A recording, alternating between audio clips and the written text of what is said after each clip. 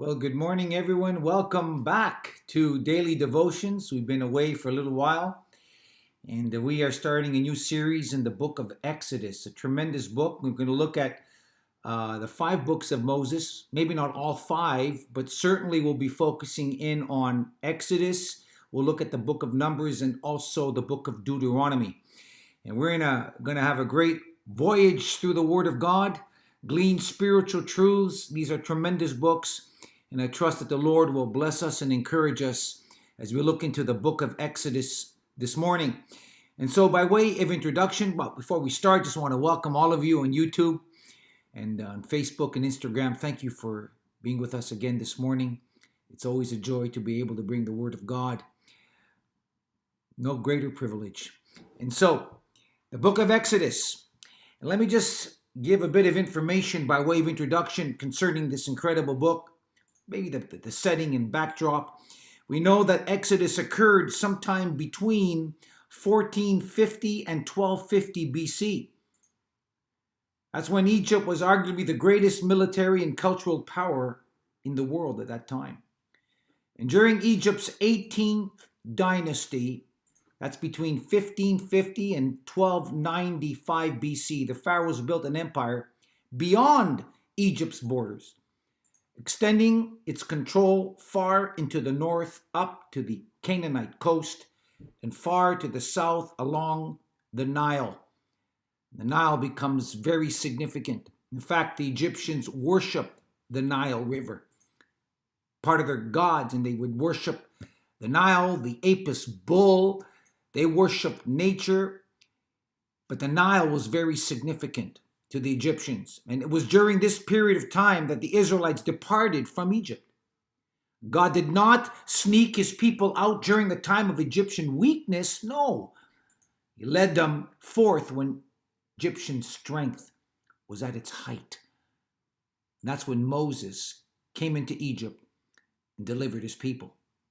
Now, the term Exodus derives from the Greek word exo or exodus, which means on the outside, exoskeleton, meaning animals that have their skeleton on the outside, exo. It also means a way out. So the Exodus was a way out of Egypt. That's what it means literally.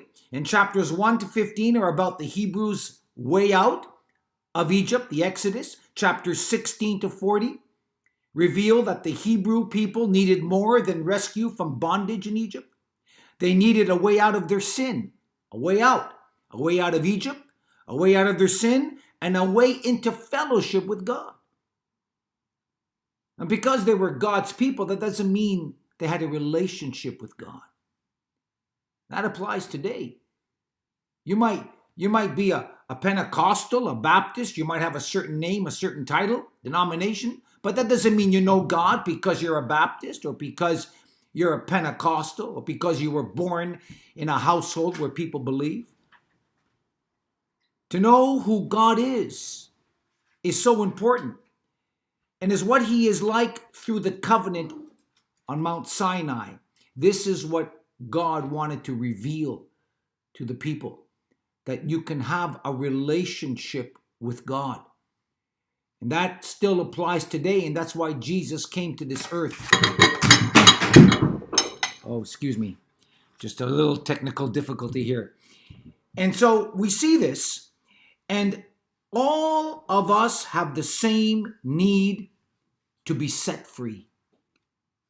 That's what and even though they were delivered from Egypt, they weren't set free because inside of their hearts, they were still in bondage. So they were delivered out of Egypt, but they still had Egypt in them. How many people have been delivered, if you will, of certain things, or they say they've been delivered, but they're still living in the mindset of Egypt? And that's a problem. And so to know God and to experience him in fellowship is what we see as the main theme here, that this is God's plan and desire for all of us, that we know God and serve God. This was Paul's goal. Paul said that I might know him and the power of his resurrection and the fellowship of his sufferings. became Paul's goal, his theme in life. And this is my goal. This should be your goal. And this is what we see, that God wanted the people of Israel to know him and to have fellowship with him. And so who was the author? Of course, the author is Moses. He's the author of the 5 books of Moses. He's the author of the Pentateuch, the Greek word for the 5 books. And we want to begin here in Exodus chapter 1. Just gave you a little brief backdrop and setting to our book, to the book of Exodus. And so as we begin, we look at chapter 1. Notice here, these are the names of the children of Egypt, which came into Egypt. Every man in his household came with Jacob, Reuben, Simeon, Levi, Judah, and the 12 sons. And finally here, verse 6, and Joseph died, and all his brethren, and all the generations. A family of 70 that were in Goshen, ended up going into promised land, but it started here with 70. 70. Imagine Joseph. God had a call on Joseph's life. He didn't fully grasp it, but God called Joseph in Goshen with 70, and eventually this would become the nation of Israel. And so here we are, verse 7, and the children of Israel were fruitful and increased abundantly and multiplied and waxed exceedingly mighty, and the land was filled with them. And so they grew.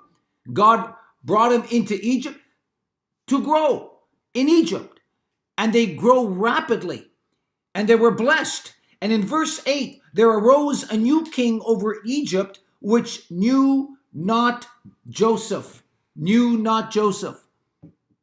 Now that doesn't mean they never heard of Joseph, but they didn't follow what he brought. They didn't ascribe to him. They didn't do what he brought to the land. They didn't acknowledge him. They didn't care about what he was and what he did. And this caused a lot of problem. And there arose in this a new mindset. And this mindset was to get rid of the Jews, to get rid of what they were called Hebrews. They wanted to get rid of the Hebrews because they were growing so quickly. And it would cause problems with the Egyptians. They didn't want any part of this. Now watch this. Verse 9, and he said unto the people, behold, the people of the children of Israel are more and mightier than we are. They didn't like that. And so God was blessing them. They were growing. And now the Egyptians got upset with that. And they said, wait a minute. Who do you think you are? We don't want you. We don't want any part of you. We don't care about Joseph. We don't care what Joseph did for the nation of Israel, of nation of Egypt. Joseph is the one